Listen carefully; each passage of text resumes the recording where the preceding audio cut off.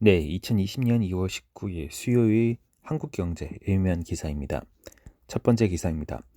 문재인 대통령 비상경제시국 모든 수단 동원하라. 문재인 대통령이 취임 후 처음으로 비상경제 상황을 선언하고 정책 총동원령을 내렸다.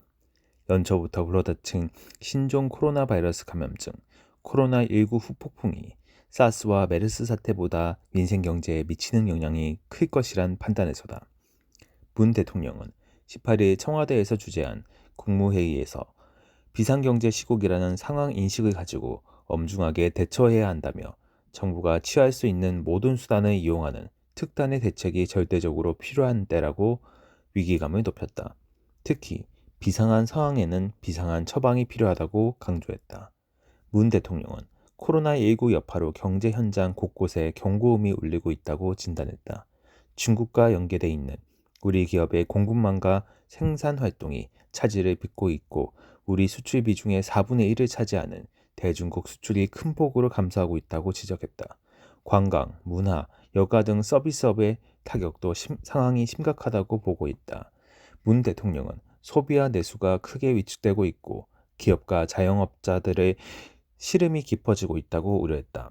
문 대통령은 어떤 제한도 두지 말고 예상을 뛰어넘는 정책적 상상력을 발휘해달라며 전례가 있다, 없다를 따지지 말고 생각할 수 있는 대책을 모두 꺼내놓고 가능한 모든 수단을 동원해야 한다고 주문했다.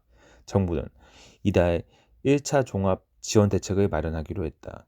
강민석 청와대 대변인은 최대한 이른 시기에 정책을 내놓는 것을 목표로 움직일 것이라며 이달 말까지는 1차 대책이 나올 것이라고 말했다. 정부는 중소기업, 소상공인에 대한 특별 금융 지원과 임차료 부담 완화 방안, 기업 투자 활성화를 위한 인센티브 대책, 소비 진작을 위한 소비 쿠폰 및 구매 금액 환급 등 전방위 대책을 마련 중인 것으로 알려졌다. 문재인 대통령이 18일 행정부처의 가용자원 총동원령을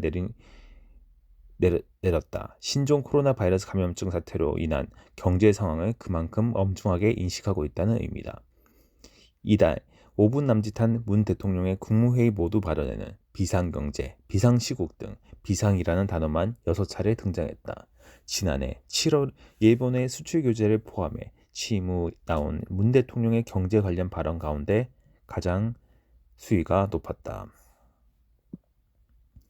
네, 두 번째 기사입니다. 정책 도구된 국민연금, 노후가 불안하다. 국민연금기금운용위원회가 투자기업에 대한 의결권 행사 방향 등을 결정하는 수탁자 책임전문위원회를 상설 조직화하는 등 위상을 대폭 강화한다. 기금운용위는 지난 17일 수탁자 책임전문위에 전문위원 9명을 두기로 의결하고 인선에 들어갔다. 국민연금이 5% 이상 지분을 가진 기업은 313개에 이른다. 국민연금은 더 전문적인 주주권 행사가 가능해졌다고 설명했지만 기업들은 경영 개입이 본격화될 것이라고 우려하고 있다. 국민 노후를 책임지는 국민연금이 30여 년 뒤인 2054년이면 재정이 바닥날 위기인데도 연금제도 개혁, 수익률 제고 노력 등은 뒷전으로 밀려나고 정부의 정책 수단으로 전락하고 있다는 비판이 커지고 있다. 연금 사회주의 논란까지 불러온 과도한 경영 개입뿐만 아니라 총선을 앞두고 최근 정치권에선 국민연금이 사업비를 대는 20평 아파트 100만 가구를 1억 원에 공급하겠다는 공약도 등장했다. 정부 안에서도 적립금을 헐어 보육, 임대주택, 요양 등의 공공사업에 쓰자는 논의가 끊이지 않고 있다.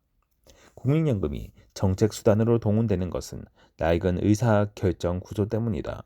기금운용위원 20명 중 가입자 대표는 6명에 불과한데 정부 위원은 당연직 8명과 시민단체 추천 6명 합해 14명이나 된다.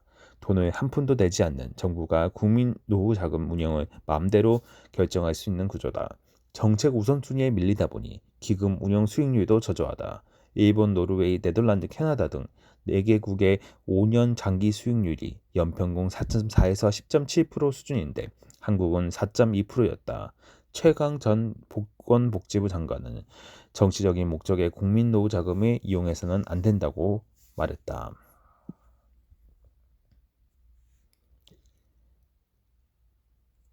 네, 세 번째 기사입니다. 이번엔 대구, 감염 경로 모르는 환자 또 발생. 서울에 이어 대구에서도 신종 코로나 바이러스 감염증으로 감염원과 감염 경로를 파악하지 못한 환자가 발생했다. 방역당국은 이들의 감염 연결고리를 찾고 있지만 지역사회에 장기간 노출돼 어려움을 겪고 있다. 전문가들은 국내에서도 사실상 지역사회 감염이 시작됐다고 분석했다. 질병관리본부는 대구에 사는 61세 여성이 코로나19 환자로 확진돼 국내 환자 31명으로 늘었다고 18일 발표했다. 이 환자는 해외를 다녀온 적이 없고 질병관리본부의 관리 대상도 아니었다. 이 때문에 지난 16일 확진 판정을 받은 29번 환자와 30번 환자 부부처럼 지역사회 감염 의심 사례로 지목되고 있다.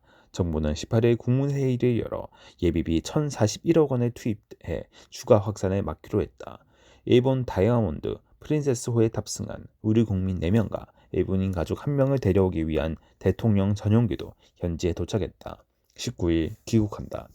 정기석 전 질병관리본부장은 감염 연결고리를 찾을 수 없는 환자가 연이어 나타났기 때문에 사실상 지역사회 감염이 시작됐다고 봐야 한다며 코로나19가 계절마다 찾아오는 호흡기 바이러스가 될 가능성이 있어 대비해야 한다고 했다.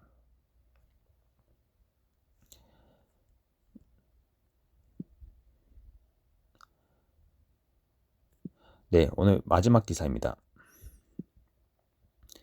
주가, 원화 가치 동반 하락. 신종 코로나 바이러스 감염증 확산에 따른 경기 둔화 우려로 18일 주가와 원화 가치가 동반 하락했다.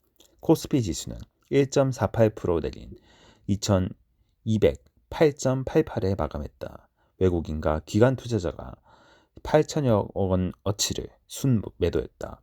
서울 외환시장에서 원달러 환율은 5원 60전 오른 달러당 1189원 50전을 기록했다.